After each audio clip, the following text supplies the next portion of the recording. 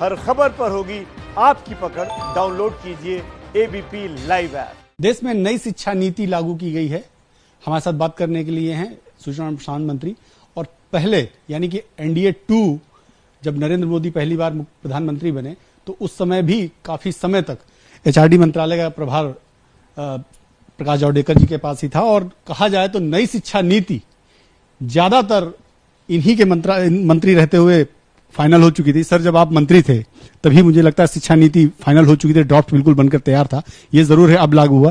तो सर, नई शिक्षा नीति को लेकर लोगों के अंदर अभी भी थोड़ा सा उत्सुकता है कि पहले की नीति और अब की नीति में क्या अंतर होगा। अंतर यह है कि शिक्षा काहे के लिए है। कुछ लोग समझते हैं रोजगार के लिए यानी स्किल, कुछ लोग समझते हैं कि ज्ञान के लिए नॉलेज। लेकिन अच्छा मनुष्य निर्माण होना यह भी जरूरी है। ये शिक्षा नीति अच्छा ज्ञान भी देगी, अच्छा कौशल भी देगी, हुनर भी देगी, रोजगार भी मिलेगा और उसके साथ साथ अच्छा इंसान तैयार होगा। ये सबसे मुख्य फर्क है। और इसलिए जो केवल मेमोराइज करके लोग लिखते हैं, समझा है कि नहीं ये कोई नहीं देखता। अब जो परीक्षाएं होगी उसमें छात्र को कितना समझा है, इसको ज्यादा मार्क्स है, इसको ज्यादा बल मिलेगा। तो ये शिक्षा में मूल बदल है और महत्वपूर्ण बदल है। सभी बच्चे प्रतिभाशाली होते हैं, लेकिन तीसरे वर्ष से जिनको अच्छी शिक्षा मिलती है, एक तरह से कि कौशल का विकास, उनके हाथ के कौशल, उनके बोलने के कौशल, इसको जहां खुराक मिलता है वही वो बच्चा आगे बढ़ सकता है। तो तीसरे उम्र से लेकर 8वीं उम्र तक ना परीक्षा होगी, ना कोई पाठ्यक्रम होगा, ना कोई किताब होगा, लेकिन उसको रोज तय कार्यक्रम के अनुसार थोड़ा थोड़ा आगे बढ़ाया जाएगा ताकि वो नए नए कौशल सीखे, आनंद ले, दुनिया को समझे, आसपास जो दुनिया है वो समझे। ये उसकी कल्पना है। तो ये एक नया अर्ली चाइल्डहुड एजुकेशन, ये एक नया पाठ है। दूसरा महत्वपूर्ण है, स्कूल में लर्निंग आउटकम के आधार पर आता क्या है ये मुख्य है जो मैंने कहा वो, और उसके आधार पर होगा। और 2 करोड़ लगभग ड्रॉप आउट कहते हैं, कुछ लोग कहते हैं 50-60 लाख है। जो भी है, कोई ड्रॉप आउट नहीं रहेगा। 100% यूनिवर्सलाइजेशन होगा। सब शिक्षित भी होंगे और सब स्कूलों में भी जाएंगे। ये इसमें देखेंगे। पहली बार ये हुआ कि मातृभाषा या क्षेत्रीय भाषा से 5वीं तक की पढ़ाई कराई जाएगी, यानी कि जो पढ़ाने का माध्यम होगा वो क्षेत्रीय भाषा या मातृभाषा होगी। तो विपक्ष इस पे तरह तरह की बात कर रहा है कि ये आरएसएस की जो अपनी मोनोपोली है, आरएसएस की जो सोच है उसको थोपा जा रहा है। नहीं, ये तो एकदम ही गलत है। देखो, सभी देश की मांग है। अब तो भारतीय भाषा लुप्त होने को जा रही है। अगर जिस तरीके से अंग्रेजी भाषा सीखना अलग चीज है, वो सीखनी चाहिए, लेकिन अंग्रेजी में ही सब कुछ सीखेंगे और अपनी खुद की भाषा नहीं आएगी, ये तो बहुत ही गलत है। तो भारत की भाषाएं सारी बहुत अच्छी है, तो अपनी अपनी भाषा में सीखने का अवसर मिले, इससे ज्यादा अच्छा कुछ नहीं है। तो वो अवसर मिलेगा। अंग्रेजी तो सीखेगा, लेकिन अंग्रेजी ही सीखेगा और मातृभाषा नहीं सीखेगा, ऐसा आज जो हो रहा है वो नहीं होगा। सरल शब्दों में बात करें तो कौन कौन सी महत्वपूर्ण चीजें आप देखते हैं जो नई शिक्षा नीति में महत्वपूर्ण है और आने वाले समय में बहुत कारगर साबित होंगी? 2 महत्वपूर्ण है, टीचर और टेक्नोलॉजी। देखो, शिक्षक ही आधार है नए शिक्षा क्रांति का।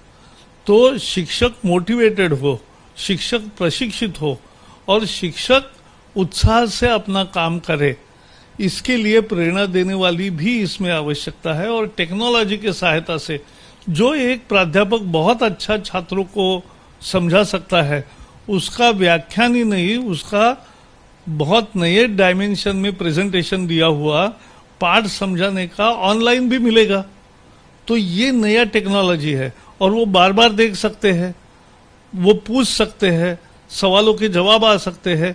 एक तरह से पूरा प्रदेश एक स्कूल बन जा सकता है और वही सारे बेस्ट रिसोर्सेस आपस में उपयोग होंगे। प्रत्यक्ष शिक्षक भी सिखाएगा स्कूल में या कॉलेजेस में, लेकिन ये भी एक एडिशनल इनपुट मिलेगा। मुझे लगता है इससे शिक्षा ज्यादा सघन होगी। बोर्ड परीक्षाओं को लेकर कंफ्यूजन है कि 9वीं से 12वीं तक आप 4 सेमेस्टर में तो होगा, लेकिन वो कैसे फंक्शन करेगा? उसके नियम सब बनेंगे, लेकिन अभी कोई बोर्ड रद्द नहीं किया है और कोई भाषा थोपी नहीं है। ये एक समझने की बात है, लेकिन भारतीय भाषाओं को प्रोत्साहन देना ये इसमें निश्चित एक नीति है। और हायर एजुकेशन में आज केवल 4 में से 1 बच्चा, 4 में से 1 छात्र केवल कॉलेज की पढ़ाई कर सकता है। अब 50% छात्र उस उम्र के कॉलेज में जाए, यह हम देखेंगे। इसका मतलब दुगुना अवसर मिलेगा और दुगुना उसका ग्रामीण क्षेत्रों में कॉलेज का प्रशिक्षण ज्यादा बढ़ेगा। सवाल मेरा है कि कहा जा रहा है कि जो एमफिल है, एमफिल समाप्त करने के पीछे कोई लॉजिक नहीं समझ में आ रहा है। ऐसी तमाम चर्चाएं सामने आई हैं। और दूसरा जो बड़ा विषय है, क्या आपको लगता है कि अब इंग्लिश स्कूल भी क्षेत्रीय भाषाओं में पढ़ाने के लिए बाध्य होंगे? इंग्लिश थोपते थे, जो हर बात इंग्लिश में ही करते थे बच्चों को सिखाने पढ़ाने से लेके, तो अब इंग्लिश स्कूलों पे भी ये दबाव बनेगा नई शिक्षा नीति आने से? वो तो सभी अभी करिकुलम के नए मानक और स्कूलों के लिए नए निर्देश सब जारी होंगे, उसके लिए वेट करना चाहिए।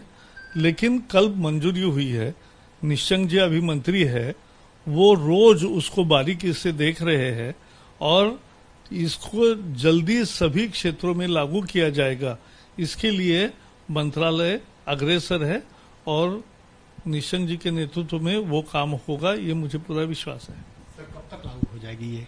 नहीं, ये लागू तो एक तरह से जैसे नोटिफिकेशन हो जाएगा वैसे लागू हो ही गई। तो पहले तो आपको नाम बदला हुआ दिखेगा कि मानव संसाधन मंत्रालय से शिक्षा मंत्रालय हो जाएगा, लेकिन उसके साथ साथ जो बाकी बदलाव है वो भी क्रमशः, बहुत सारे तैयारी शुरू हो गई है, बाकी अभी होगी और वो आगे बढ़ेगा। ये शिक्षा नीति देश को 21वीं सदी के लिए पूरी तैयार करेगी और रिसर्च एंड इनोवेशन को बढ़ावा देगी।